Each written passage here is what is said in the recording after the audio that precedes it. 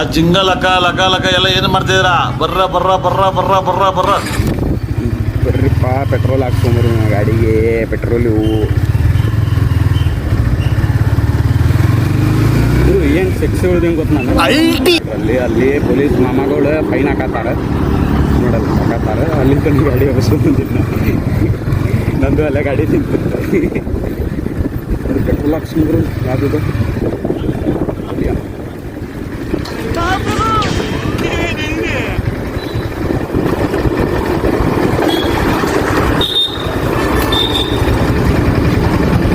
Petrol ಹಾಕ್ಸೋಣ. Petrol